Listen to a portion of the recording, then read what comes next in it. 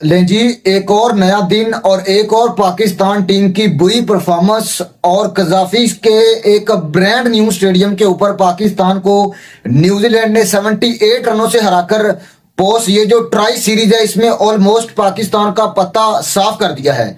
देखें पाकिस्तान टीम को आज मतलब दिल तोड़ दिया पाकिस्तान टीम ने। देखें आप एक शुरुआत से पाकिस्तान की टीम ने इतना अच्छा स्टार्ट लिया। आपके जो है वो मेन बॉलर्स हारिस रऊफ, शाहीन शाह अफरीदी दोनों ने जो है वो विकेटें ली और ऑलमोस्ट पाकिस्तान की टीम आई थिंक कोई 35 से 36 ओवर तक पाकिस्तान की टीम गेम के अंदर थी और लग रहा था कि जो है वो न्यूजीलैंड की टीम आज 260 270 तक पाकिस्तान के ये बॉलर्स उनको रोक लेंगे। लेकिन फिर उसके बाद शाहीन शाह अफरीदी लास्ट के 3 ओवर में 55 रन दिए शाहीन शाह ने और जो लास्ट ओवर था उसमें 25 रन दिए और आई थिंक यही जो बड़ा डिफरेंस था जो कि न्यूजीलैंड को जो 330 रन तक जो है वो उनको पहुंचाने में अहम किरदार अदा किया शाहीन शाह के उन लास्ट 3 ओवर ने। और आई थिंक फिर उसके बाद आपकी जो है वो देखें आज आपको एक चीज तो सीखनी होगी कि आज जो पार्ट टाइमर्स होते हैं वो पार्ट टाइमर्स होते हैं और आप न्यूजीलैंड को देख रहे हैं उनकी तरफ से मिचेल ब्रेसवेल और फिर उसके बाद अगर देखें तो मिचेल सेटनर जो कि बॉलिंग ऑलराउंडर्स हैं और उन्होंने आई थिंक आपको ये चीज बताई है कि जो स्पेशलिस्ट होंगे वो हमेशा से स्पेशलिस्ट वाला ही काम करेंगे। उन्होंने 20 ओवर में जो ऑलमोस्ट 82 रन दिए और पाकिस्तान के उन्होंने कोई 5 खिलाड़ी आउट किए। मतलब मिचेल सेटनर ने 10 ओवर में 41 रन देकर 3 खिलाड़ियों को आउट किया और जो ब्रेसवेल थे उन्होंने 41 रन दिए, दो खिलाड़ियों को आउट किया। और पाकिस्तान की तरफ से आपके जो स्पेशलिस्ट स्पिनर थे इब्रार अहमद उन्होंने कसी भी गेंदबाजी की, उन्होंने मतलब 3 आउट किए। लेकिन जो बड़ा डिफरेंस दिखा आज वो खुशदिल शाह का था।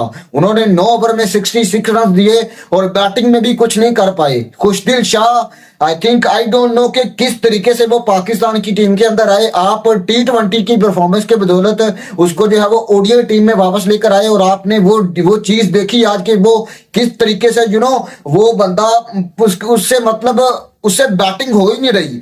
वो सिर्फ टांग के ऊपर उसको खेलना आता है, टांग के ऊपर उसको मिलेगी तो वो खेल लेगा, अदरवाइज उसने तो मतलब कसम खा रखी है कि मैंने मतलब कोई और शॉट उसने खेलनी ही नहीं। आई थिंक देखें एज अ इंटरनेशनल क्रिकेटर आपके पास हर शॉट होनी चाहिए।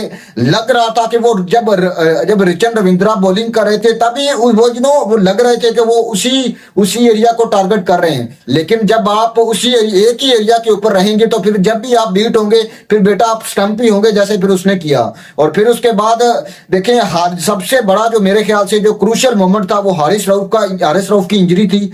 वो इंजरी हुए और बाहर गए और मेरे ख्याल से वही जो डिफरेंस था हारिस रऊफ के लास्ट के 4 ओवर अगर वो करते तो आई थिंक ये जो टोटल था ये कम से कम 20 से 40 रन से शॉर्ट होता और पाकिस्तान की टीम को ऑलमोस्ट अंडर 300 जो है वो टारगेट मिलता। लेकिन मेरे ख्याल से दाद देनी होगी यहाँ पर ग्लेन फिलिप्स की। जिस तरीके से उस बंदे ने आई थिंक बैटिंग की, नो डाउट उस बंदे ने आई थिंक ये चीज बताई है कि अंडर प्रेशर किस तरीके से जो है वो बैटिंग की जाती है और ऑलमोस्ट एक यादगार 100 उसने बनाकर आई थिंक पाकिस्तान के ये जो सो कोल्ड 3 बड़े फास्ट बॉलर हैं, हारिस रऊफ को चलो आप छोड़ दें, नसीम शाह और शाहीन शाह अफरीदी।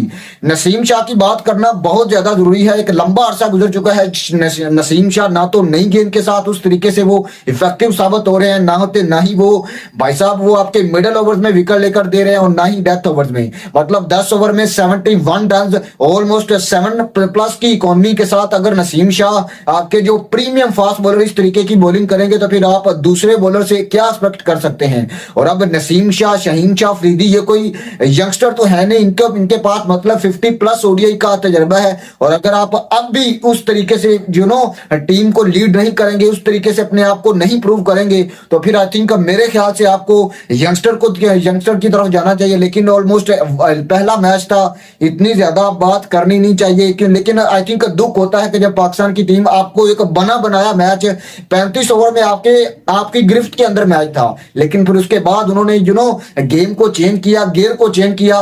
फिर आपने देखा कि जिस तरीके से उन्होंने जो फिनिशिंग टच दिया, देखें बड़ी टीमों की यही निशानी होती है कि अगर वो अंडर प्रेशर भी हैं तो आप उनको हल्के में नहीं ले सकते, वो अपना कम बैक करना जानती है। और पाकिस्तान के पास सबसे बड़ा मसला, सबसे बड़ी दिक्कत आपका फिनिशर, आपका जो पावर हिटर कौन करेगा, ये आज के मैच में भी बड़ा सवाल था, ये एक लंबे अरसे से भी बड़ा सवाल था।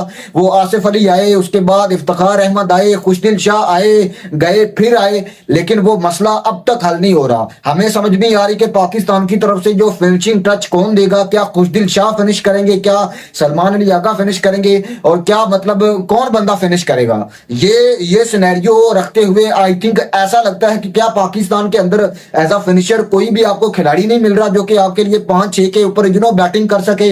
अच्छा खिलाड़ी था इरफान खान नियाजी, आप उसके ऊपर जा सकते थे, लेकिन आपने जब वो एक ऐसा बंदा लेकर आया जो कि लंबे अरसे से T20 ओडीआई मैच ही नहीं खेला, और भाईजान इसकी जो है वो 11 की एवरेज और 100 की जब बॉलिंग में एवरेज है, 11 की इसकी बैटिंग में एवरेज है खुशदिल शाह की, जिसको आपने जो है बीपीएल की परफॉर्मेंस के ऊपर लाकर आपकी अपनी टीम में खड़ा कर दिया है।